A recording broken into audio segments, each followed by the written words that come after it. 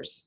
Once Jen discovered Ama La Vida, which means love your life, she knew she found the right place to support her personal vision of making leadership development and coaching available and accessible to the masses. So with that, I'd like to introduce you all to a good friend of mine and our featured speaker, Jennifer Maynard. Hello. Thank you so much, Natasha, for that wonderful introduction. I am very excited and very happy to be here. I'm going to share my screen and get us started in just a moment. Just really quick, if you don't have your phone muted, if you could go ahead and mute, that will help with some of the background noise. And we'll make sure that everyone can hear really well by doing that. Okay, I'm going to share. I need the thumbs up as soon as you can see my screen, because sometimes this gets a little tricky. So are we good? Okay, perfect. And then bear with me another moment. I'm going to pull up the chat because the chat always disappears as soon as you do that. Okay, so you might see me looking a little bit this way and that way, and that is because I want to see what all of you have to say. And this is going to be a very interactive conversation today. So when we talk about communicating to be heard and understood, that's just as important for me right now to make sure that your voices are heard as we're going through and having this dialogue. I hope that you learn a lot, but I also hope that you participate and share, learn from each other. It's really a collective sort of leaders teaching leaders environment today. So I'll ask some questions, drop some stuff in the chat as we go. I'll take a look at what's in there. And then we've got a couple people monitoring the chat as well in case there are any urgent questions that we need to stop for. But just let you know, be prepared for a lot of questions from me and a lot of interactivity and a lot of me looking at the chat and the slides at the same time. So here we go. So Natasha already gave a wonderful introduction. As she said, I work for a company called Ama La Vida, which means love your life. And that's really kind of the basis for even our ground rules today. I want all of you to really have fun. While we are here, please take a lot of really good takeaways. Be present, take notes. I want you to walk away with very specific actions for yourself. This is not just about listening to what I have to say, but it's also about listening to what I have to say, digesting it, and figuring out what it means for you and understanding what that means for you on your level. So please be here, participate, be brave, put yourself out there, share, especially in the breakouts. We're going to do 2 different breakouts that'll be 10 minutes long. You'll be in small groups of about 3 or 4 people, but it's a great chance to ask each other questions and get deep with someone who's probably a stranger to you. So, and let's all respect each other and be kind while we're here. The Aretha Franklin rule, as I always like to say, RESPECT, commit to taking that action and really take something out of this today. That's like my number 1 for you, is please take something out of this today. Okay, so we're going to talk a little bit about why we're not heard. You know, we understand the idea of what we're trying to achieve today, but the good question is, why does it happen at all? Why does it happen at all? So we'll touch on that briefly. And then we'll start to get into the how to be heard. So we start with the why, and then we get a little bit into the how. We'll have a breakout at that time where we'll discuss some of the information that was shared in the how. We'll get a little bit more into some what ifs so that you can start to connect some dots on, frankly, some things that might be real life situations for you, real stuff that happens for you. We'll have another breakout at that time. And then I'll share with you some tools and resources and things to leave you with in addition to hopefully leaving enough time to answer any questions. Please, if you have questions throughout, like I said, don't hesitate to drop them in the chat. If it makes sense, we'll stop and answer them, but we'll also save question time for the end. Okay, so why are we not heard? I'm just kind of curious from those of you, just go ahead and type something in the chat. What do you think is a reason that your message has not been heard in the past? Why has something not been heard for you in the past? Just go ahead and type some things in the chat. What comes to mind? Woman in a man's world, young female, okay. These are real, these are truths. Not being aggressive enough, interesting, good, Trisha. Lack of conviction in relaying the message. We are gonna talk about that. Too wordy, oh my gosh, I didn't think anyone would come up with that. You are spot on, perfect. People don't want to hear the message. That is sometimes true as well. So there's a trick to that one. How do we make sure they want to hear that message? What I try to say is not communicated properly. Boss is an extreme extrovert and I'm an introvert. Style difference, absolutely. They don't want to hear it from a woman, not taken seriously as a woman. I'm sensing some trends and themes here.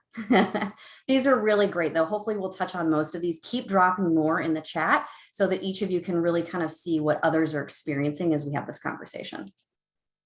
Okay, so the simplistic, high level, why we're not heard, just as humans overall, maybe not necessarily as women, but maybe just because we're not very clear. We said some of that. Our message might lack confidence, so it could be about that delivery and the way we come forward. This sounds a little bit strange, but poor physical presence. If I'm, really like down here and sad and pushed back, it's not going to convey this great message to you. So could our physical presence possibly even have something to do with it? We're disorganized in thoughts. We're bouncing all over. How can anybody possibly even understand what we're saying? There's no good why behind the message. So we can communicate something all day long, but if someone doesn't even understand the reason why we're sharing it with them, it's irrelevant. History. So when I say ladder of inference, if you're familiar with that, if you're not, Google it later. It's a fascinating thing, but we make assumptions and we bounce to the top of the ladder based off past conversation. So if maybe I didn't do well in a presentation once, and everyone in the room just assumes, oh, Jen's not going to ever do well in these presentations. And so they tune me out, right? So that history can have an impact on us. And then unconscious bias. That's just a reality of psychological stuff that we can't even necessarily get over. Okay, so a little bit of history, and this is just a quick reality, right? So a seat at the table does not always guarantee inclusion. And I think that's really important to note. And we're going to talk a little bit about some of that as we go forward, but just some things to kind of keep in mind. Employment discrimination only became illegal in 1964. So it's not very long ago that these kind of topics and thoughts are starting to come up. And then it's just reality that historically white men have dominated the office. Just a fact, not a big deal. But I just really want to harp on this point that even a seat at the table does not mean inclusion. And that doesn't matter if you're a man, if you're a woman, like there could be any factor within this. There are still realities that just having a box on the screen in Zoom and having a seat at the table doesn't necessarily automatically mean you're included and your voice is heard. Okay, so just a quick, another like show of hands. How many of you would say you have a seat at the table? Like you can confidently say, I have a seat at the table. That could be literal. That can be you're just included in meetings. You feel like you are included and you have a seat at the table. Okay, good. So at least getting some responses here, some yeses. Okay, so for those of you who do and don't, either way, have you ever experienced when you have this seat at the table being cut off or interrupted while you were talking? And you can type in yes, you can use the little hand. Zoom's got all these cool features, right? You can, the little heart, whatever you want. What about, have you not been called upon or possibly overlooked for some reason or another? Oh, there we go. Hannah's got her hand. See, using the hands. I like it. Okay, Dana, no, good. Okay, a little bit of mix. Have you been ignored? Have you been ignored? So these are harsh realities for some, right? Possibly being cut off and interrupted, not being called upon, being overlooked, not being included, being ignored. So I think it's just important to note that having a seat at the table is not necessarily meaning our message is being heard. And a lot of times for individuals, that becomes the goal. Like, I want a seat at the table. I want to be there, but it's so much more than that. So how can you make sure that it goes beyond that and it's more than that? Okay, so I wanted to share one quick thing. I mentioned bias, and there's some reality to that, right? So an unconscious bias that is really true is this concept of similarity bias. And that really assumes that people who look like us possess some of the same qualities, characteristics, possibly intelligence and beliefs. Therefore, we have a tendency to listen to those individuals a little bit better, engage with them, and possibly agree a little bit more with them. And that's just a reality. So that might look different for some of us at different companies, different organizations, and that's going to change from company, from team, job, your own situation. That will always change, but that's just sort of a reality. And that's a reason that a lot of us kind of find ourselves in this place at times. Wanted to share a quick example. You'll get this in the report out afterwards as well, but I watched a really great TED Talk the other day. Reshma, who's the founder of Girls Who Code, she was talking about when we raise young girls, we raise them to be perfect, not to be brave, where we have a tendency to raise the boys to be a little bit more brave, run around and trip on the jungle gym and fall over things and try things and fail and try again. And girls aren't necessarily raised like that. And this is a little bit of history behind that. So hopefully generationally, this has been changing. But even think about this, if any of you resonate with this, or if you've heard this before, men will apply for a job that they are 60% qualified for, thinking, I got this, I can do this, hands down, it's me. And I would argue that number's maybe even less at times. Women won't apply unless they're 100%. And frankly, maybe even 110, they're thinking, okay, and then what's next? And then what's next? And then what else would I need to do while I'm there? And they're sort of like building themselves up and, well, I can't go for that, type of thing. So it's just an example of that perfection versus bravery and how it starts to impact us later in life. So things that could have happened to you years and years and years and years and years ago could even be a very big piece of this. I bring this up so that you can go watch this great TED Talk, and especially for those of you who have children, you can think about how it might impact your life or a friend that has children's life. But just in general, what can we do today to be a little bit more brave? Like, what would it look like for us to insert a little bit more of that bravery and to not be so stinking worried about that perfection piece? Because the reality is, even those of us who don't maybe resonate with being a perfectionist, probably have a little bit of that tendency within us, especially if we're potentially comparing ourselves to others, maybe even struggling with some imposter syndrome or something along today. So what would it look like for you to commit to bravery today? So out of this conversation, I want you to be thinking about that, be writing some of these things down, because I'm going to challenge you with a couple, we'll say, tough statements, tough comebacks to real things that could happen. What if you were brave enough to say that? Okay, so just want you to kind of let that sink in, and more to come on what those statements will be. So, okay, so now we're going to kind of dive into the how. So I just mentioned I wanted to just touch a little bit on the why so that you had a little bit of clarity what's going on. It's real for all of us. We kind of understand and we resonate. So how to be heard. So this is a framework. This communication framework is one that I share with all of my clients. You're seeing a visual of it here. You're going to get a copy of it later. Looks really simple. We're going to dive in and talk about all of these details. But as you really start to dive in and hear when I talk about prepare, when I talk about deliver, when I talk about summarize, when I talk about follow up, what are the pieces in there that you might be missing yourself?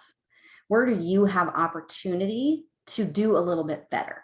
Because remember, we're here today working on us. We can't necessarily control what's going on around us, but we can control what we say.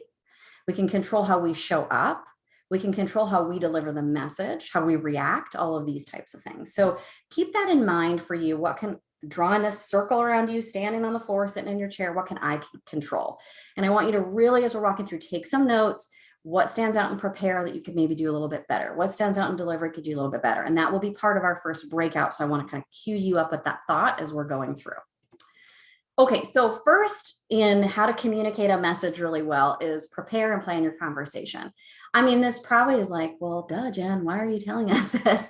But you would not believe how many people do not take the time to do this. I'll give you a great example. Let's say you have a meeting even after this, you've got a meeting another hour or two, or tomorrow morning, first thing tomorrow morning. And you know that you're going to have to kind of share a couple statements. They're going to want your opinion on some stuff.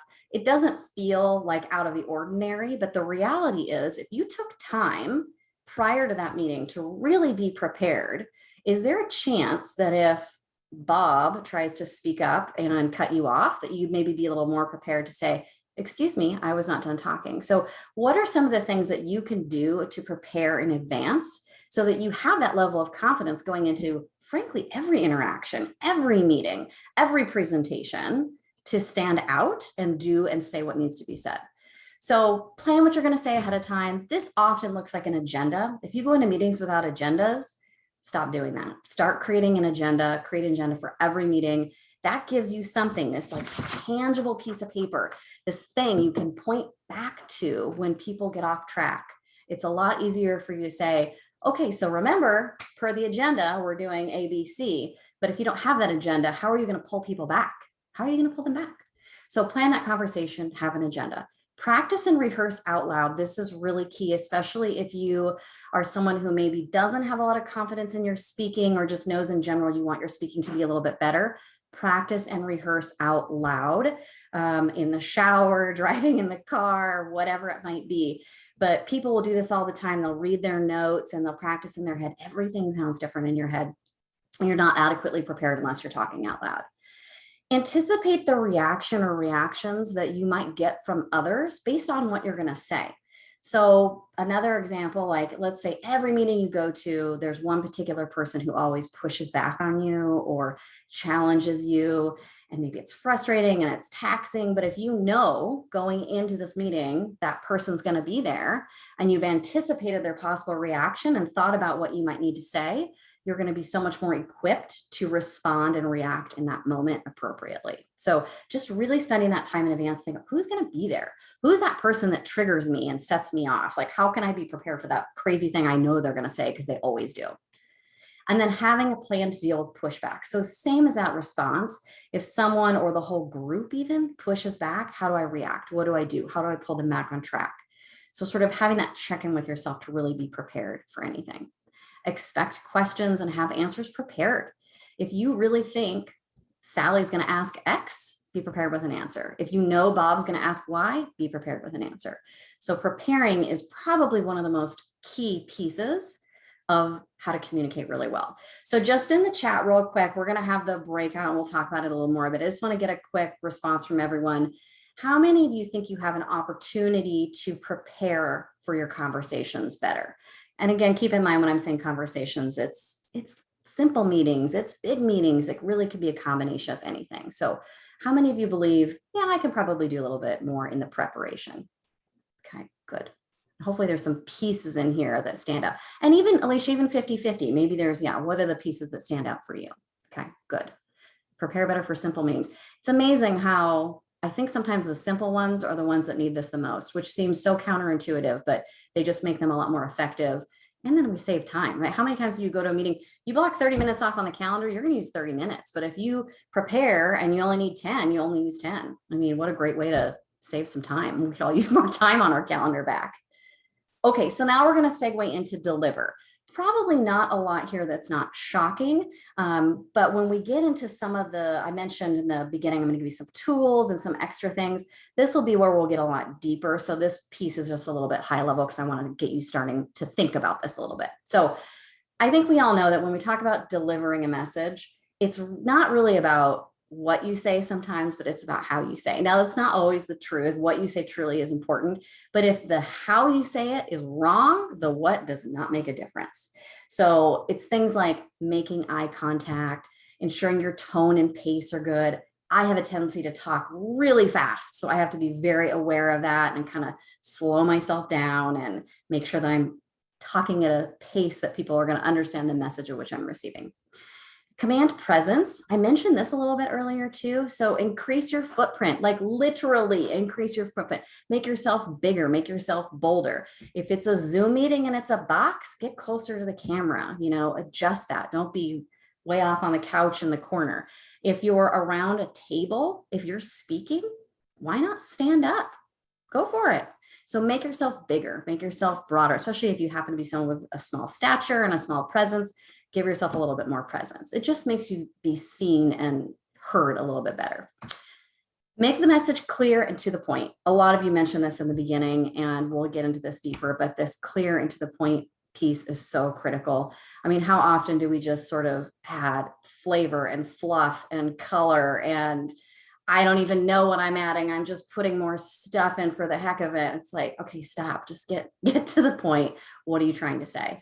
And if you really stop with this one and take a step back and you think about the people that you know that do communicate well, do they do that, right? Are they the ones who are getting right to the point? Like, Jen, need you to do this. Boom, got it. Okay, great. Message received.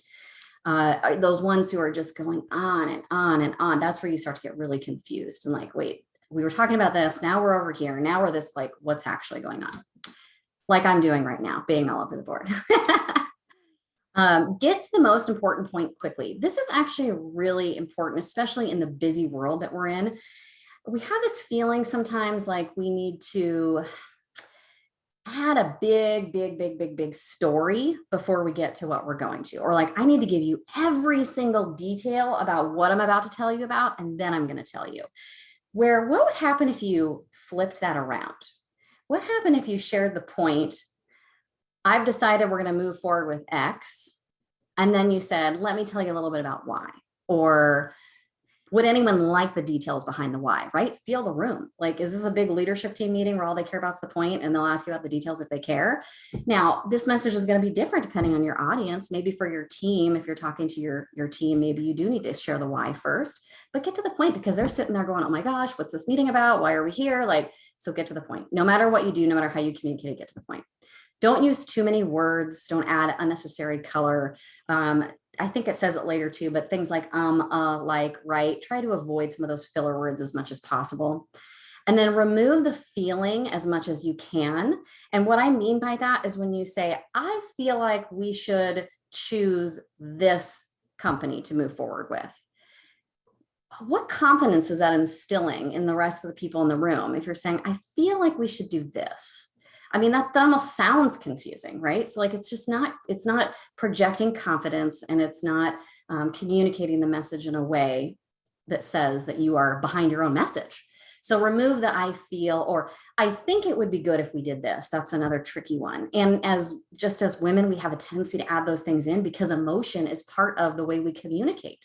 It just is. So this is where that prep comes in advance, where, okay, I know I need to get straight to the point. I don't want to say, I feel like, I think. I want to just say, I've decided this, or we should move forward this way, or something that's a little bit more distinct, clear, and removes that feeling from it. Okay, so same kind of question on deliver. Who is this kind of resonating with, where opportunity for improvement, right? What about in my opinion? Yeah, I think it depends. It's a feel the room, but it's another one. It's a little bit of a feeling, right? In my opinion. But that can also be said with a lot of confidence too. So there's another thing. We go back to the presence and the voice and how it's communicated. In my opinion, that's the right way to go. I mean, that sounds pretty confident. So can you say it in a way that feels really confident? All right, so same thing, delivery. Who has opportunity to improve with delivery? Whether that's the tone and the pace, the presence. You know, we have the Brady Bunch, 9 squares on Zoom. You all have a box, but do you feel like you're commanding the presence you need and should be commanding in that box? Or could you have opportunity there? So be thinking about some of those things. Okay, so I'm not seeing as much opportunity for individuals on delivery, so that's good. I would challenge you, though, there'll be some very specifics later that I'll bring up that you'll say, ooh, yeah, I didn't think about that. So that'll be fun. Okay, summarize. This may not feel a lot different from delivery, but it is important. And what I want to kind of pause and think about for a second is when you think about, here we're talking about communicating a message so that it's understood. The converse to that would be, or the reverse to that would be like listening to really hear and understand, right? So there's kind of communicating and there's listening. So if you're a good, strong, active listener, you're very focused on the person in front of you, you're maybe taking notes, you summarize and paraphrase back what they just said. Okay, what I heard you say was, so that you make sure you're on the right page and you're not missing the message. Well, it's kind of the same thing with communicate, just a little bit backwards. The tricky part is you don't really want to go, so Natasha, can you explain back to me what I just said? Because, you know, that makes it sound like I'm talking to someone like a 5-year-old, right? So there's other tricks and tactics and different ways to do it. But at least when you're the one communicating, you can say, okay, so I just said this, here's what we're going to do, da, da, da, da, da. You're sort of like circling back to put that big kind of stamp at the end on what was said. So making sure those main points are up front and you're following up with detail if necessary. Communicating back what was just said, repeating it back, got to hear those things more than once for it to really sink in. So you can be quick and succinct and still repeat yourself and be quick and succinct. Again, I mentioned like trying not to use those filler words. They just make it sound less authoritative or like you have less confidence in what you're talking about. Some of those are habit, like saying and so it's not necessarily a horrible thing, but if you practice, they'll help you to remove those anyways. I put this comment in here too of the idea of being inclusive, in that let's see if we can include everyone in the communication as well. It's another ways to almost like check for understanding. Does anyone have any thoughts or ideas on what I just shared? Or asking a very specific question related to this, like check for understanding. Is there any confusion related to section A of what I just presented? Or given that I've decided we're going to go forward with B, what clarification is needed to move forward? So some sort of open-ended, powerful question that allows others' thoughts or ideas to be shared. Because at the end of the day, humans just want to hear their voices. They want to hear themselves talk. They want to be a part of the decision. And if you can help pull others and make others feel like they're a part of the decision, you better believe that your message is going to be even more received. Okay, so same thing with summarize. I know it's very, very similar to that delivery component, but anything in here that really stands out for any of you individually that you see as an opportunity for you to kind of focus in on, go a little bit deeper on. Maybe even like the questioning piece. I wonder how many of you feel confident in your ability to ask those deep, open, powerful questions to check back for understanding. We have a tendency just like, spit it all out. Here's the message, boom. And other than like feeling the room and looking at body language, which sometimes works, on Zoom, I would argue it's harder to tell because people could be looking at different screens and doing other activities. But how do you check for that understanding? How do you make sure, like, are you clear on what I just communicated? Do you understand the action you need to take? What is that question you're asking that's going to give you that answer to know whether they heard that message? So those questions piece is really, really critical and key. Okay, so same question, drop it in the chat. Anything really jump out from summarize that opportunity for improvement, would like to do a little bit more in, could be a little stronger or better in? Okay. Learning to ask the right questions, I know. That is like, I really think that's one of the most powerful ones. Lots of opportunity for us to be asking stronger, more powerful questions for sure. Closing the loop on the message. Don't over soften. Yes. Man, we do that. That's just like a genetic thing. I don't know. It's a psychological brain thing. Okay. So follow up is the last one. And this is probably the one I think that individuals miss out on the most, especially, remember how I queued this up? I said, you could do this for even small meetings. It doesn't have to be just for giant presentations, projects, or flow down. Follow-up will set you free. I mean, it will allow everyone to really understand your message. So I have this little thing up here. I always say 7 times 7 ways. Really, all that means is communicate the message as many times as you can, as many ways that you can, as many platforms as you can. Communicate, communicate, communicate. It's pretty hard to over communicate, especially in today's world when we have so much flying at us and we are stretched and pulled in so many different directions. So follow up really just means communicate everything that you just said one more time again as you leave. So I have this example, put the summary and actions into an email. That's kind of the simplest, but Slack, whatever your communication platform is, something. But the idea is, thank you so much for your time today. Per the meeting, here's what we agreed to. We're going to check back in 2 weeks. Sally has this action. Bob has this action. Thank you. Boom, kind of a thing. That gives you something tangible that you can go back to check in with people. So think about it this way. Let's say you leave a meeting, a message is communicated. Put yourself in the listener this time. Boss comes in, communicates a message. Maybe communicates it really poorly because maybe boss is not a very good communicator. And there's 10 other people in the room. We leave the room. We all go off and start doing what we think our actions are. And you look around and you realize everybody's doing something different. Like we're totally not on the same page. Somehow everyone heard a completely different message in that meeting. Poorly communicated, and there was no follow-up. There was no clarity around here's the action, here's who does what, here's when we check in. So set yourself up for success, set your teams, your peers, your partners up for success, communicate it more, summarize in some sort of an email, set up some follow-up for checking in again. So instead of just, helicopter or micromanaging, have a conversation that says, so what do you think about having another meeting in about 2 weeks where we could pop in and see on progress? How does everyone feel about that? Or what's your preferred method for me to check in on you on this deliverable? And then the person gets to say, oh, I just love an email. That would be great. Perfect. I can do email, that type of thing. But the whole idea is this accountability piece. So it's really hard if you're in any sort of like project manager role, especially where people don't actually report up to you. It's very hard to hold people accountable in situations like that. So These are the tools that will allow you to hold people accountable, where it's very clear and succinct. Everyone can hold each other accountable. We're all on this email. We all agreed to come back together. And if it didn't get done, it's really easy to say, well, hey, remember at the end of that meeting, this is what happened. And then you can kind of take some action from there. But really set yourself and others up for success by having something to go back to and kind of just clarity around everything you just spent all this great time communicating and what was the value and what was the point. Okay, so follow-up. Who has opportunity to do more follow-up?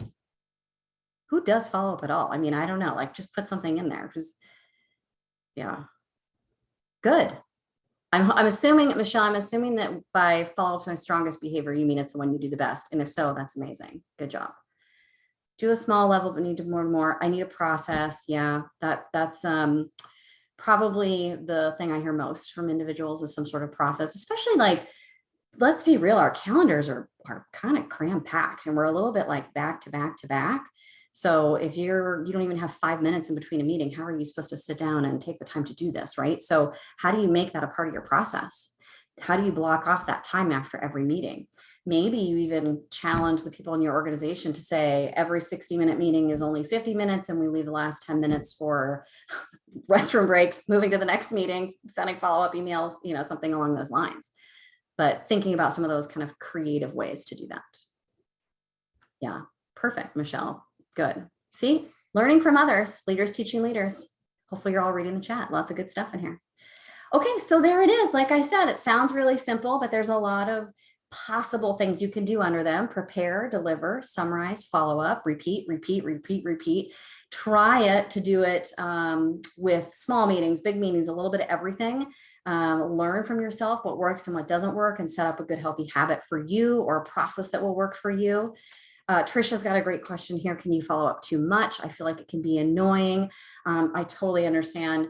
I think this is the perfect example of asking the individuals around you what their preferred method of follow-up is. So it can feel like we're micromanaging, where we're constantly hovering and asking questions, but as a group, if we've come to an agreement that I need you to check in with me every week, well, then that check-in's not annoying.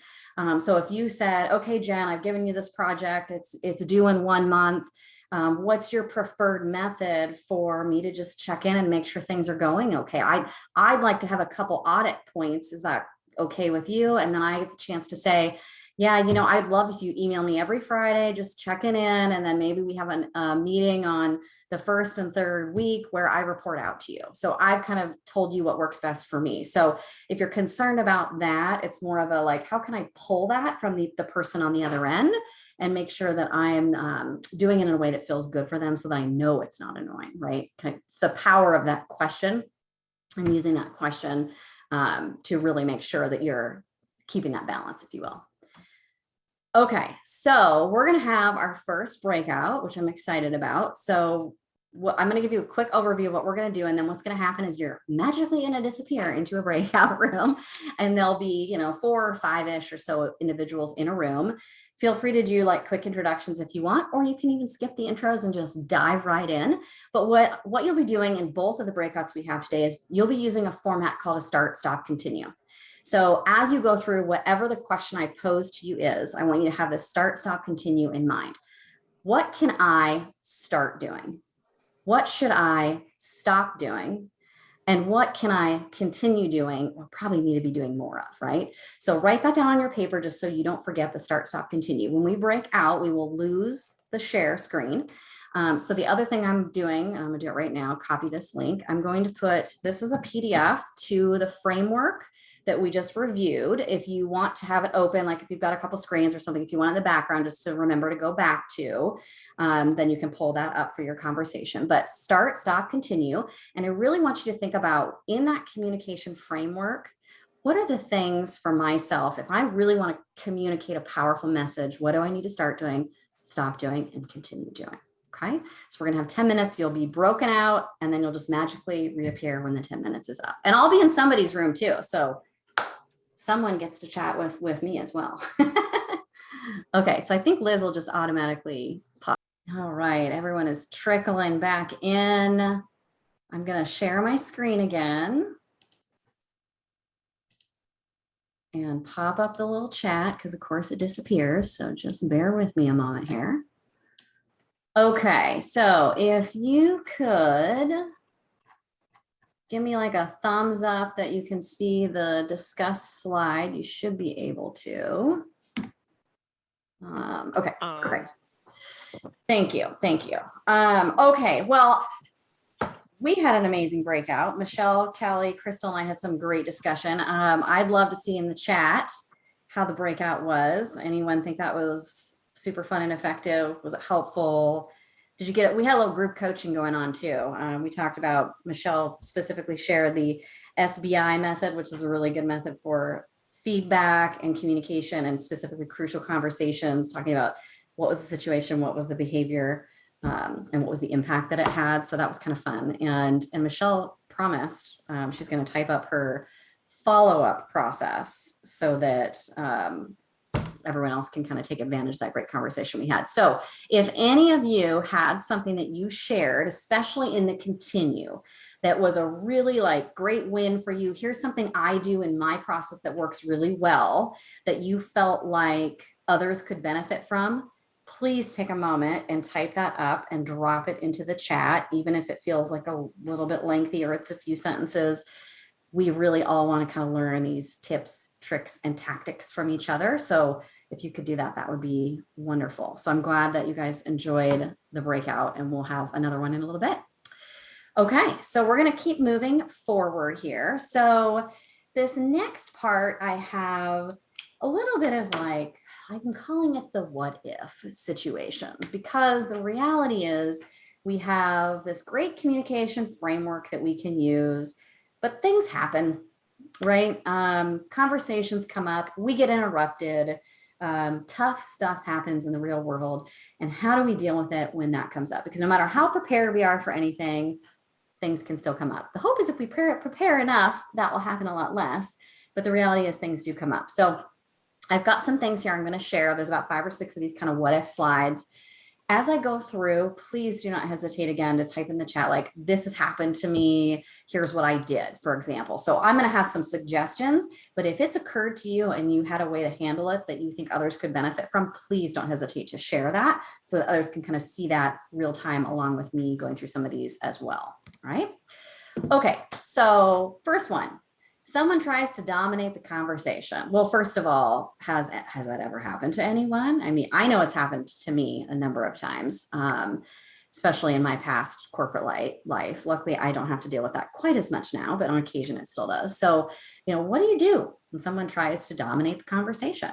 So I had this little kind of sub note down here, pull them back on track, but here's kind of the bullets that I have. So, we've talked about this whole idea of being really prepared, but if you truly do have this kind of very clear idea in mind of what it is that you're aiming for, what you need out of this meeting, what success out of this meeting will look like, it's going to help you to be able to pull others back on track. So I use the agenda as an example. If you don't have agendas for some of your meetings, start having them. I have agendas. I mean, it's going to sound silly, but like for 15-minute tag ups. I mean, every meeting I have an agenda, because what often happens, and think about like the world we've been in where we don't see each other as much, even face to face anymore. I mean, a lot of us are getting back to the office, but we're still in a virtual environment or a hybrid environment. So we get on the phone or we get on the Zoom and it's like, oh my gosh, what's going on? I haven't caught up with you in forever. Oh, you won't believe what happened in this meeting. And oh my gosh, this happened. And next thing you know, we've blown past 15 minutes and we haven't got anything done. Now, I'm not saying we can't have water cooler talk, because that is a very important part of building relationships and just work in general. But if we at least have an agenda, we know we have something that we can kind of use as a tool to pull ourselves back. So if someone is dominating the conversation in a meeting and they're just like interrupting and whatever it might be, you can help keep it focused by using this agenda as the tool. So it's easier for you to say, hey, I'm going to interrupt. I'm going to stop us right here. This is great conversation, but I want to pull us back to our agenda and the 3 things that we're trying to accomplish over here. So you have this ability to kind of use that as leverage and a tool. Now, if the person is also like a expert, we'll say, or truly does have a lot of knowledge and has good information to share, sometimes those individuals dominate the conversation potentially even from an egocentric way, like they just want to hear themselves talk a little bit. And I don't even mean that in a rude way. It's just a little bit the reality. That can happen as well. It's okay to jump in and say, you know, Bob, we really appreciate all your knowledge and expertise that you bring. However, I really need to keep us focused on this today and like reshifting the attention back to the agenda. The other tool, I don't have it written here, but another tool I use a lot that I love is called the parking lot, which is probably very appropriate for Asphalt, right? I call it the parking lot. And it's just that list of stuff that's really important. We don't want to forget about it. We want to go back to it, but it's not what we're focused on right now. So every meeting I go into has an agenda, and I have a parking lot piece of paper off to the side so that if something comes up and it's not what we're trying to accomplish, it's very easy for me to say, this is a really interesting topic. Let me put that on the parking lot and we'll circle back to it. And I try to carve out time at the end of those meetings to say, hey, you know, we had these 3 things we threw on the parking lot. Do we need to address them still? Do we need to schedule a meeting? Otherwise, it can possibly get lost. Yeah, like Catherine says, we use that as well, though sometimes we don't get back to the parking lot items. Absolutely, that happens. But if we can find a way in those last couple of minutes as we're doing that recap, that summary, that paraphrase, that follow-up, do we need to draw attention to these things that were over here, or was it just not a big deal and we can move them off to the side, you know, type of thing, but trying to draw attention to that. So similarly with agenda, restate the goal of the discussion so that you can pull them back in. So here's why we're here, agenda. Here's what we're trying to accomplish, agenda. As long as every meeting that you go into has an actual point, you're there for a reason, you're trying to get something out of it, you can leverage that. You can use that tool and remind everyone, we are here to do X, or something along those lines. Okay, so we're going to move on to the next one. This is a fun one. Not everyone will resonate with this, but I have to ask, how many of you have that sort of feeling of, I just want to be liked. I'm worried how others will react if I push back. I'm afraid I'm going to lose friends. I'm concerned what people are going to think of me. Sort of something around these, a little bit of these emotions and this feeling around being liked. I would say in general, women are the ones that have a tendency, or biologically speaking, women are the ones that have a tendency to feel that more. But it's not necessarily the case, but yeah, much part of my DNA, literally. So this is a tough one. This is a tough one. So the reminder that I have for you here, the thing I really want you to remember as we leave this meeting today, is that being liked does not equal being respected. And I've got some questions and we're going to dig into this, but I really want you to think about, from a work standpoint, what is it that I need? Do I need to be respected, or do I need to be liked? And if you're leaning towards that, I need to be liked, then you might need to reevaluate maybe the company you're at, your career goals, right? You go into alignment with that. But if you just want to be respected, if you want to be a leader, if you want to have that seat at the table, if you want your messages to be heard, that's what we need to be leaning for, is that respect versus that sort of being liked. So are you worried that speaking up might make people think that you're not likable or not agreeable? That's the other big one, agreeable. This is the thing I want you to be kind of reflecting on and thinking about. And really questioning, does it matter? Asking yourself, does that matter? I use this term with clients all the time just to kind of get them thinking, what's the worst thing that could happen? You know, you're sitting in this room, everyone wants to go with option A. You want to go with option B, and you've got good reasons as to why. And you're sitting there with this concern of, if I speak up, there's a fear of I'm not going to be liked, or I'm going to lose some friends. And I want to be clear, I'm not talking about like a fear of retaliation or any of this, right? Because that's lack of trust, psychological safety. That's a completely different situation and issue. If you are with a group of people that you are comfortable with, but you're worried that if you disagree, you might lose some friends or get notched down, like, she doesn't agree with anything. Let's not even invite her to these meetings in the future, maybe, right? Like these kinds of fears. Just ask yourself truly, what is that worst thing that could happen? You know, and it's sort of like that prep a little bit, like saying, hey, I know that Bob's going to be there and Bob doesn't agree with half the things that I say, or I know we're going to be having this discussion and I'm pretty sure I'm going to be on the different page. So how am I going to like respond if I'm the only one that wants option B. Like what is that going to look like? So that prep will help you a little bit so that you can be kind of really thinking through that concept of the worst thing that could happen. Because 99.9% of the time, whatever you can drum up of the worst thing that could happen will never happen. It'll always be something that's significantly less than that. So it's kind of a good self-coaching exercise to think to that high level and then drag yourself back down to reality. But just thinking about which will help your career progress, if that's what's important to you, which will help me have that seat at the table, and kind of really thinking about it from that perspective. Seeing a couple things in the chat, I'm just going to skim over here just to make sure there's nothing I need to address. The more I learn, the less it matters to me. I love that statement. I feel like that could be the sub bullet here. That's just fabulous. In our breakout, we talked about being called a bitch. Yes, that is dramatic and unfortunately can be very true. So how do you be prepared for this, right? How do you make sure that you have a response to that? Like, and I don't know what the right response is because it is going to depend on the people, the culture, everything, but it might even be something like just calling them out. Michelle's great SBI method, right? When you say this is what happens. This is what happens, you know, so we're removing the emotion. We're just stating facts. Like, it is inappropriate to speak that way to individuals, and it has an impact on our organization, or it makes you, it reflects poorly upon you and your ability to be a leader at this company. I don't know, something along those lines, right? But trying to like really state those facts. Alicia, good comment. Okay, so I'm going to move past on the I just want to be liked to our next slide. So the next one is confidence. This is another tricky one.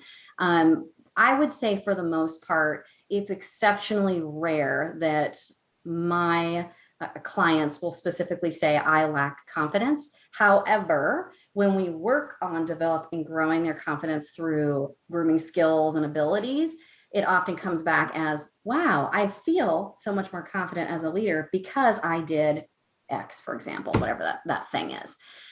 So I just harp on confidence because although it may not necessarily come out as something you would say, it can absolutely be something that will impact your ability to communicate deep down, whether you know it or not. So just like a high level quick on confidence, it is absolutely a muscle. You flex that muscle and it will grow. You don't, and it will atrophy and it will disappear. And that is the case for a lot of things, but is absolutely true with confidence. So simplistically, how do you flex the muscle, right? So it depends on the activity, it depends on the thing, but find things that will grow your confidence. This is where, as a strengths-based coach, I always talk about why your strengths are way more important to know than your blind spots and your weaknesses, because you can leverage those and you can grow and develop them.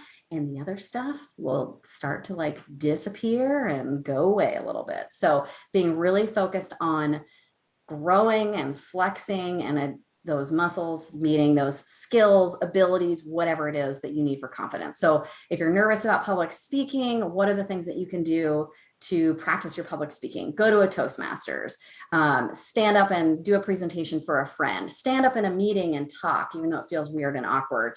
These types of things. Like, what are these little things you can do to start to flex and grow that muscle? Imposter syndrome, I have this sort of like highlighted in bold here. I will be sending out information afterwards, but we do actually have a webinar on imposter syndrome next week. One of our coaches, Jill, is going to be doing that, and she does some really great stuff on imposter syndrome. So if you are feeling any of that imposter syndrome, you belong. Okay, you belong. And if you're struggling with that and want some support, that might be an additional resource for you to kind of think about a little bit. But help each other, support each other, and fighting the imposter syndrome, because we don't need that in our lives. Okay, so I think this is the last one. There might be one more. No, I think there's one more, actually. I apologize.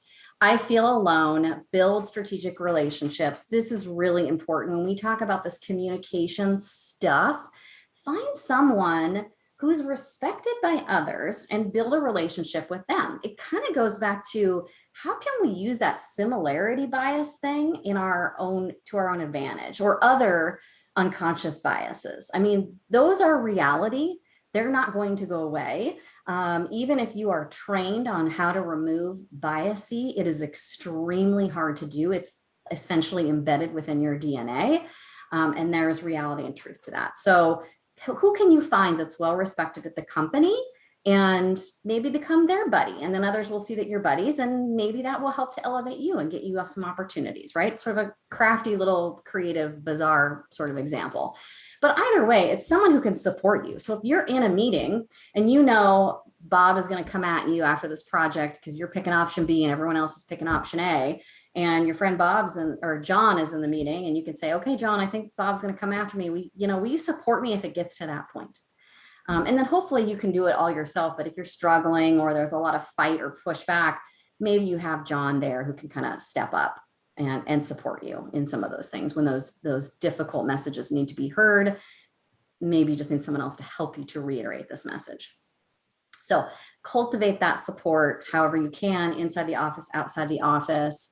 Yeah, I'm seeing some great stuff in here too. Mentorship programs are great for building bonds. Yeah, use a mentor, leverage the people around you. Okay, we're going to get into that a little bit deeper, and even how we can leverage each other, but really think about it tactically and strategically as well. I'm not kidding when I have this word strategic up there. Like, be really strategic about who these individuals are that you surround yourself with, and why, and what is it that you need to get out of that relationship. Okay.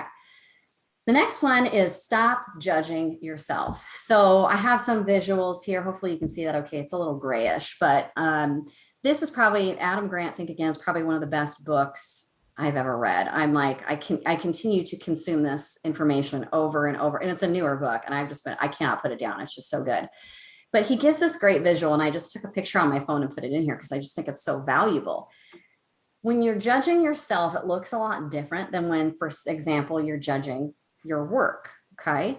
So I'm going to kind of have you walk through this a little bit, but you'll notice idea comes up when you're judging yourself and you're thinking things like, wow, this is such a great idea. I am a genius. And then you write it out and you get started, and all of a sudden, oh my gosh, this is horrible. Like, this writing is just awful. This is going nowhere. I give up, throw it out. Right. This is because it's just, you're putting it all on you. When you're judging your work, it's completely different. I think of an idea. This is genius. Not I'm a genius. This is genius. You write that rough draft. This might be the worst rough draft of all time. I should rewrite this.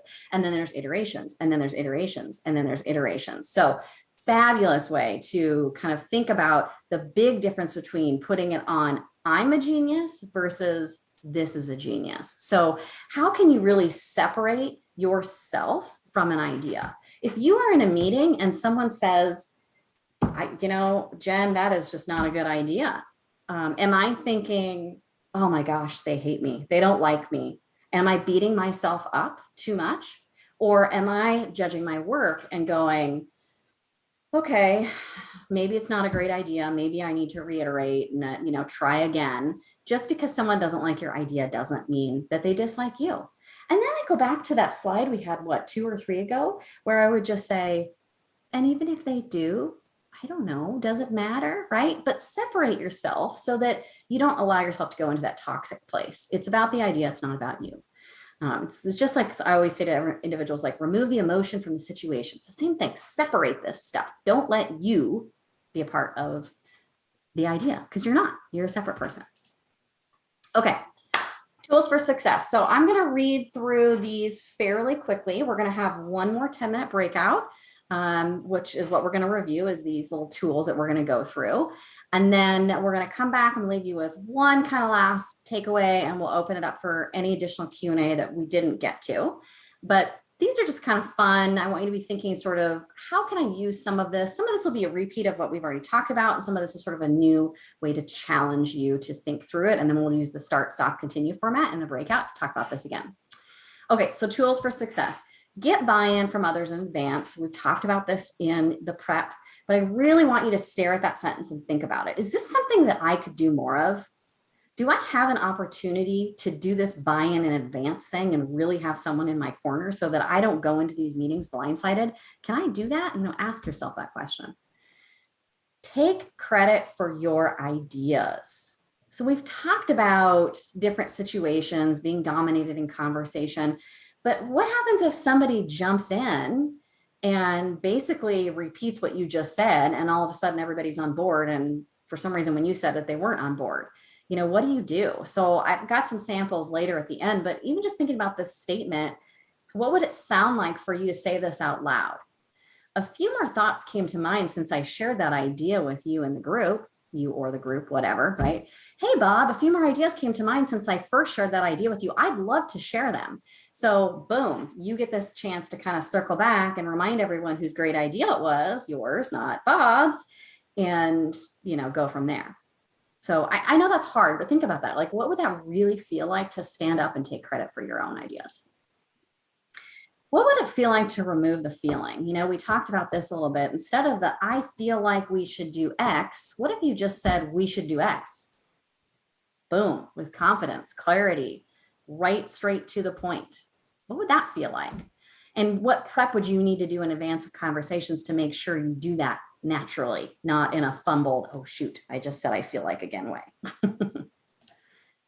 And then avoiding those filler words, like, right, whatever it is for you. It might be something different for everyone. What does it feel like to avoid those, and how can I practice enough to make sure that doesn't happen? And do I see the value in that? Like when I hear other people talking and I hear a lot of ums, uhs, likes, rights, whatever they are, what do I think about their message and how they're communicating? Do they sound confident? Maybe not. Am I doing that? Right? So observe others as well and see how you can turn that around for yourself. This is a fun one. I mentioned the ego earlier. The ego dominates leadership often.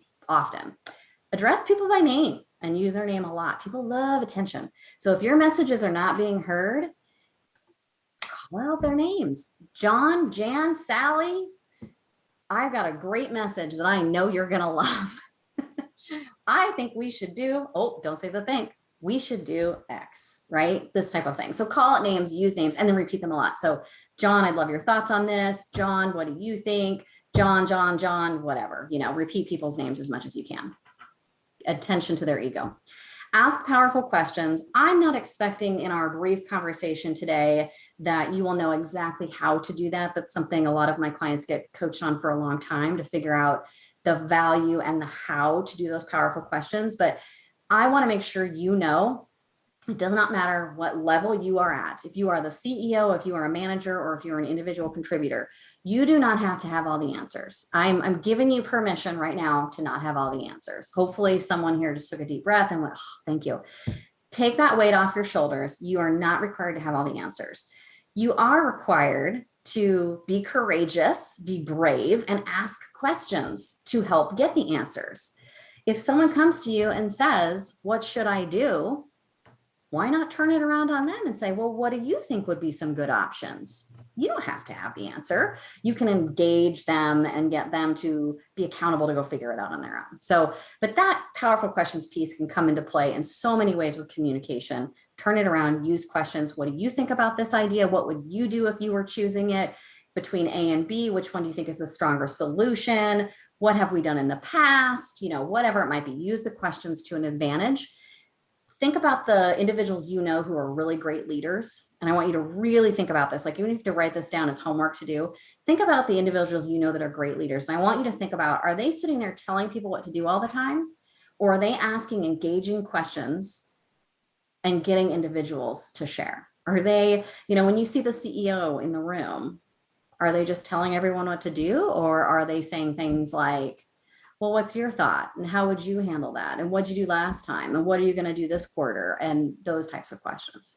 So be thinking about that. Are those great leaders the ones asking questions? Because they should be. Amplify voices. We've talked about the summarize and paraphrase, but I want you to think about how you can do it for others as well. So what would it look like for you to say, Sally, what I heard you say was X. So if you're feeling like others aren't hearing Sally's message, how can you kind of circle that back and help her out a little bit? Clarify. John, thanks for pointing that out. It's in alignment with what Jan just said. Or even for yourself.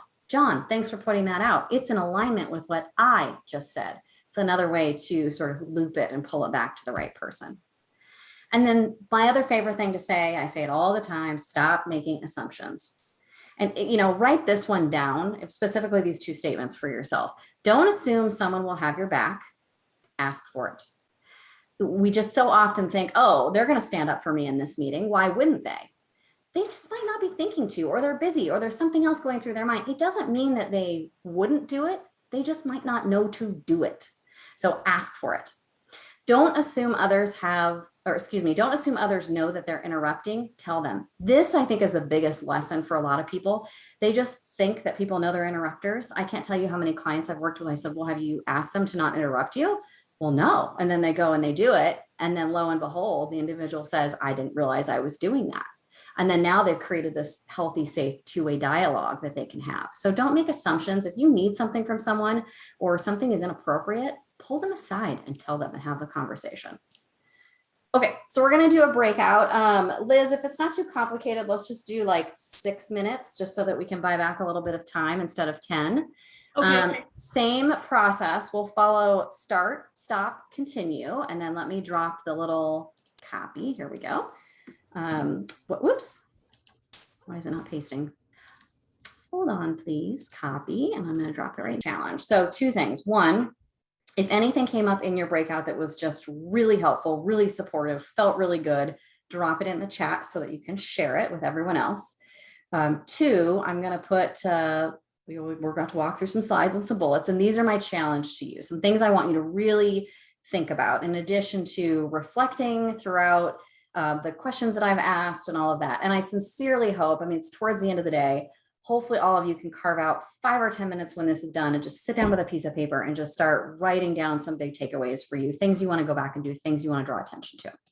But what would it feel like? This is like the final question. This is the big pow for you. So what would it feel like to remove the feelings? We've talked about this like 3 times now. Instead of I think or I feel, jump straight to the point. I want you to like really think about from an emotional standpoint, a gut reaction, body reaction. What would it feel like to actually do that? What would it feel like to raise your hand? I know this sounds so silly, but in Zoom, use there's that little hand emoji, you know, what would it feel like to raise your hand when you want to speak? And then maybe around the table to raise your hand. How can you use that body presence and draw attention to yourself? Don't let it be awkward or weird. Do it. Use your hand. Use your hand as your voice. Humble brag. We didn't talk about this one a lot, but I do think it's really important. Share your accomplishments, share your wins, whether that's in a way, find a way that feels good to you. So that could be just like peer to peer, friend to friend, supervisor, employee, like whatever feels good to you, do that.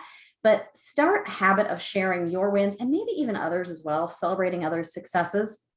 You know, rise everyone together at the same time, but use that humble brag in order to help the message and the voice be heard. And like, we had this great idea, we did a great job. You know, let those things be known so that when your messages are continued to be communicated later, they'll be remember, like it's that ladder of inference thing. Oh, that's right. That last project was really great.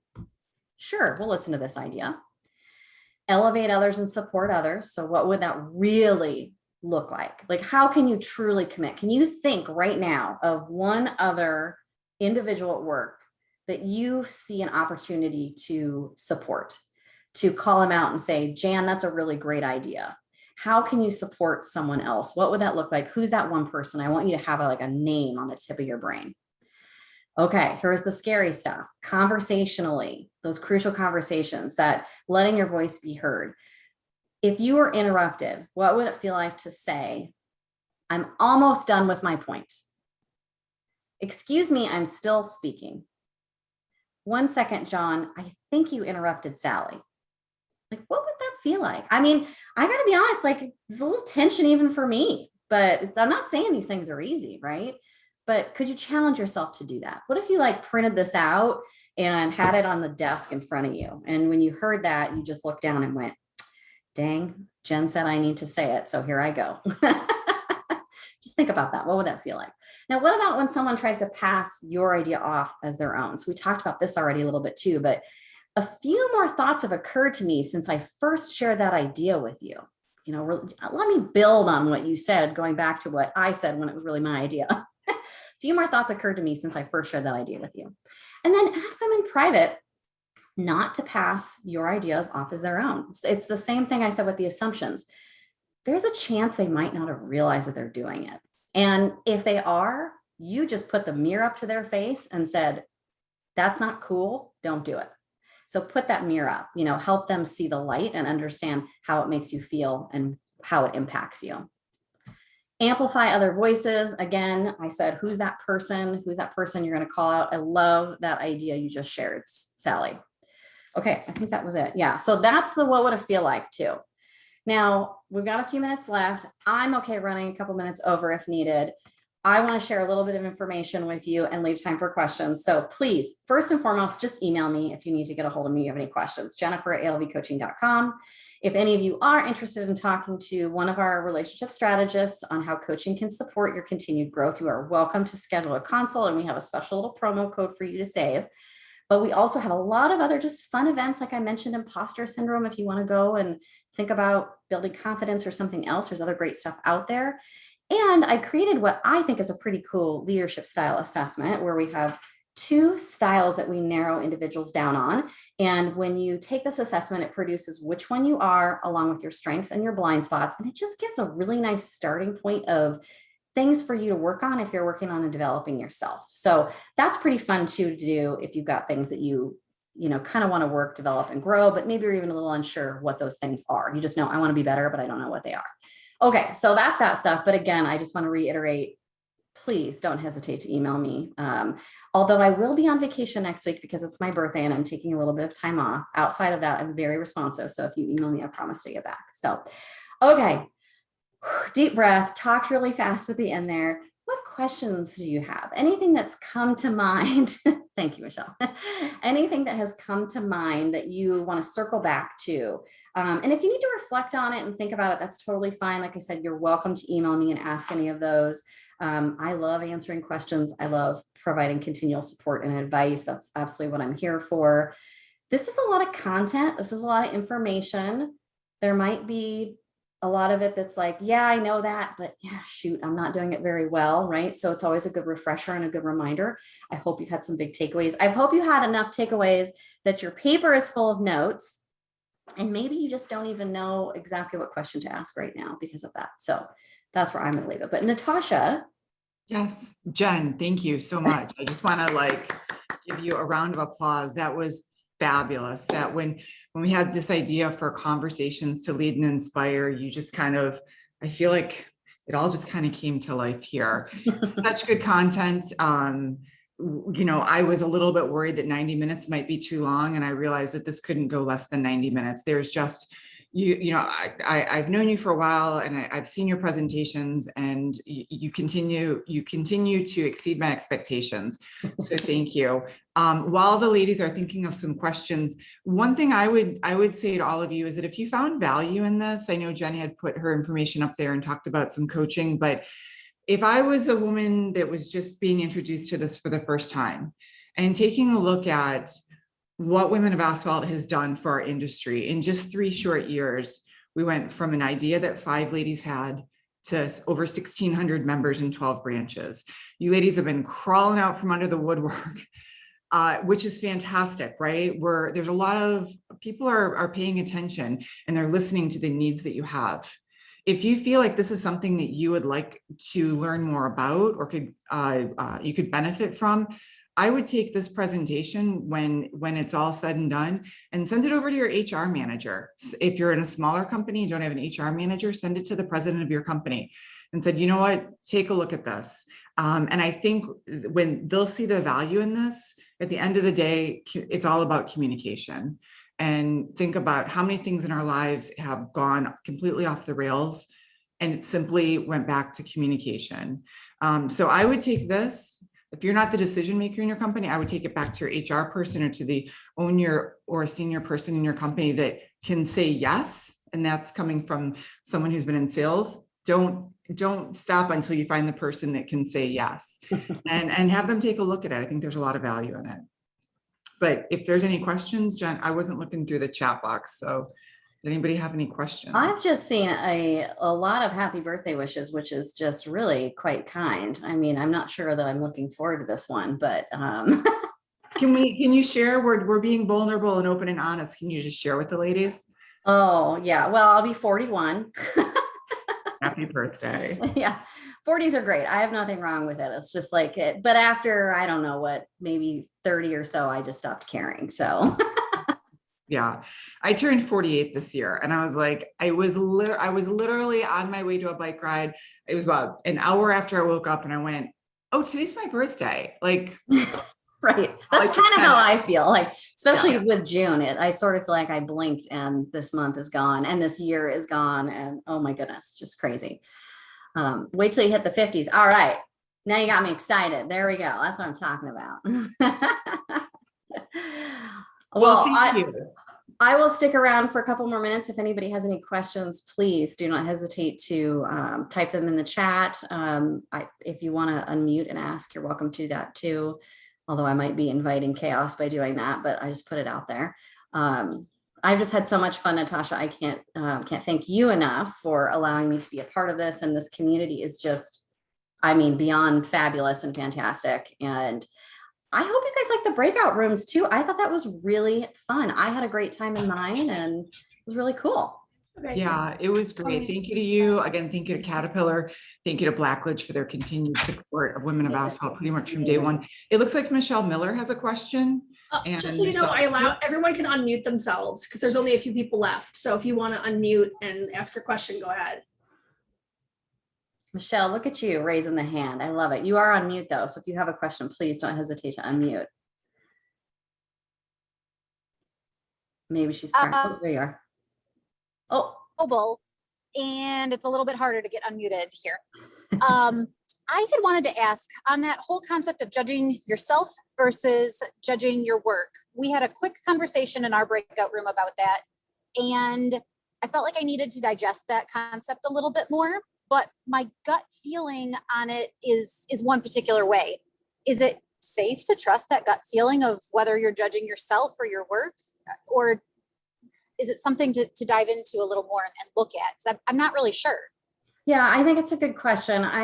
So my instinct as a human is to say that I usually like to trust my gut with stuff. And I usually encourage even my clients, sometimes the first question I'll ask them is, what's your gut telling you to do? Because there's some reality to that, especially for women. I don't know why, biologically, we have a stronger gut. But I think you're asking some good questions. And then what I would challenge you with is, what would be the questions that you would ask yourself in that moment to check that? So maybe it looks like for you creating a list of 3 questions that when you're having that feeling, I got to reference my 3 questions and see where I'm at. Of course, I can't think of any off the top of my head right now, but it might, something like, am I reacting because of the particular people who are responding to me? Or, you know what I mean? Like something you're thinking of, is my reaction coming about because of the individual who said it? Is my reaction coming about because of the way the individual said it? But something along those lines where you give yourself like sort of some questions to ask yourself and reflect on to check the gut a little bit too. Because you think about the judging component, whether it's someone else that's saying something or you that's saying something, it's going to change. The factors are going to change based off of who is saying it, what's being said, what the project is, a lot of other things. So if you have like I'm just thinking like a sub list of like 3 questions that you would ask to audit that, whether that's the external judging or the internal, it could be either direction. I think that could be really helpful because your gut's really good, but there's a chance your gut could lie to you sometimes too, right? Like that's reality too. So what would be those questions that you might want to ask yourself? I'll have to think on it and brainstorm. Feel free to email me though, and just say, hey, I'm the one who asked this question. And then if I think of anything specific, I'll let you know.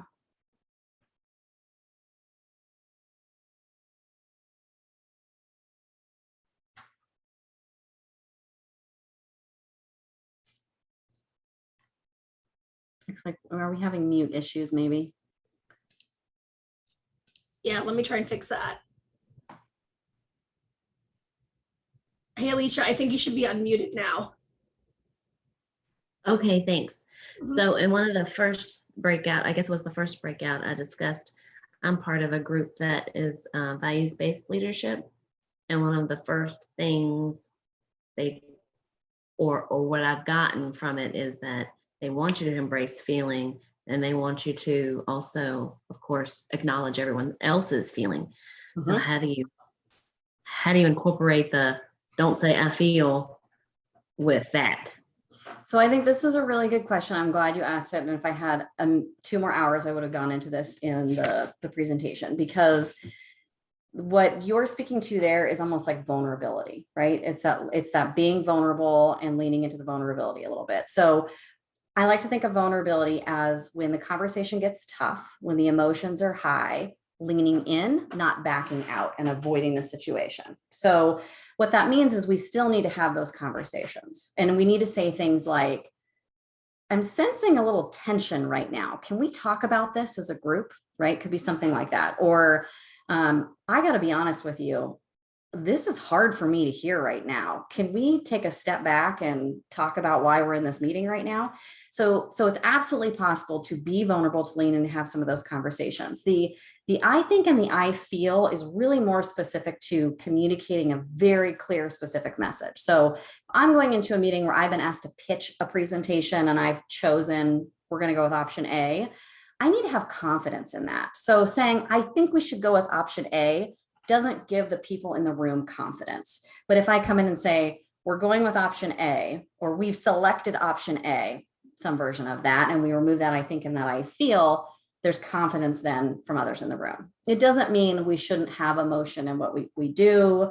It just means for that sense, when we're communicating that message, we're going to remove that just so that we have confidence in that clear, concise message that we're delivering. Hopefully that Thank clears you. it up a little bit. Very helpful. Good. Thank you. Good. Yeah, I know. We could talk about vulnerability, all this kind of stuff. We could go on for days. Obviously I have no problem talking, so I could just talk for hours and hours. Okay, these are great. Anyone else? I see your hand, Natasha. Maybe Liz has to unmute you. I'm not sure. Yeah, hold on, let me look here. We're really testing Liz's skills today. All right, Natasha. I don't know why it's not letting. Should Yeah. be okay. Can you just unmute everybody at this point or no? Well, I did. Yeah, I said I allowed everyone to unmute themselves. I was just going to say, ladies, since we're running long, I mean, if you have any questions, now's your chance to ask. She is a wealth of knowledge, and she's one of those great people that can talk really fast and get a lot of stuff in, and you still can follow it, you know. Well, I'm glad you said that. I want to know about. I get embarrassed by the speed of which I talk sometimes. All really good. Any other questions, ladies? I know everyone just hangs on because they're just waiting for someone else to ask that great question that they have to know the answer to. It was really great. I felt like it made me think of a lot of things. Things are changing in my job right now, even though I'm at Napa headquarters. I'm not working with Asphalt directly, but I feel like it gave me a lot of thought to sort of how to promote myself and I have that imposter syndrome, like big time. Yeah. And it's funny because my sister is an ER doc and she has it too, which is crazy. I feel like she's so accomplished and she still feels like that. So a lot of people have it. You're accomplished too. Sometimes you have it more based off of who you're surrounded with too. I mean, because if you're not to like preach the book again, but the Adam Grant Think Again book, super good. There's a section in there where he talks about confidence versus competence. And it's literally like this like scale, and you've got the confidence up here and the competence down here. And then there's this like, beautiful strip in the middle. That's like the ideal, the sweet spot, that's where we all want to be. But what often happens is we have either too much confidence, which is like Dunning-Kruger effect, which are the people who don't even know that they have too much confidence, and they're armchair quarterbacks. They tell everyone else what to do and, that kind of thing. And then you have the competence area. People who typically have high competence, high skill, high education are the ones that fall then into that imposter syndrome. And it's usually usurped because of those crazy armchair quarterbacks who come in and dominate the room with presence and words and things that make you feel like, oh gosh, like, am I not doing as good as I should be? Or do I not know as much just because they're talking so much, or something along those lines? So it's really just trying to understand. I think even just understanding the concept that there are those people who are overly confident, most likely don't have that same level of competence. When you can let that sink in for yourself, that has a tendency to sort of help you overcome as well, because like, okay, I know I'm educated. I know how to do this, whatever this is. They're so confident, there's a good chance they're lacking in something. And then what is the way you can ask them deep, powerful questions to pull things out, to reveal truths, to show your level of education? You don't have to.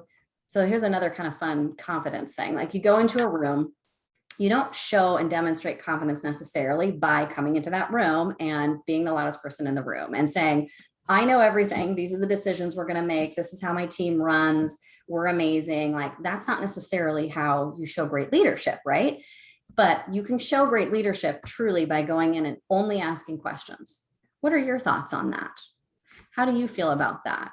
What would you do? I mean, people just get so drawn in by that. They just feel connected. They feel engaged. Morale goes up. And all of a sudden it's like, wow, that Liz asked some good questions. Like, she's really got her stuff together. Like, think about that. How many times have you thought that about somebody, like, oh, they ask really good questions. They really have their stuff together. Yeah. Where when it's reversed and you're thinking about yourself, you're going, gosh, if I ask questions, I'm going to look like an idiot. Exactly. It's like literally the exact opposite of everything I just said. So if you can, convince yourself, and from a prep standpoint, to just come up with some really great questions before every meeting you go into, your leadership will shine, awesome. Your voice will be heard, this kind of stuff. So thank you very much. It was great. I'm so glad I participate. I'm so glad I got to run it, so I get to participate. Yeah. Great. Oh, why is this doing this to you? All right, Natasha. Okay. I think I hit mute, and that like reactivates it or something. So yeah, any other questions, ladies? Anything else you wanted to ask? She's just an email or a phone call away. That's right. That's right. Well, thank you. Yes. Thank you, Jen. This has been wonderful. Thank you for, let me turn on. Yeah, thanks for running over a little bit, for going a little bit long on the time. Too much fun. Good group of people. You can't not. So it's been a blast. We really appreciate it. Ladies, thank you for participating. And like I said, the recording will be out soon and you'll have access to that. I think for the next 30 days, it'll be available. And if you have any questions, Michelle Kirk, she answers all of our emails. So just send us an email. But thank you again, everyone. Have a great day. And hey, did you guys see Carmi asked if she could share the recording? Carmi Mick asked that question. Yes, she can.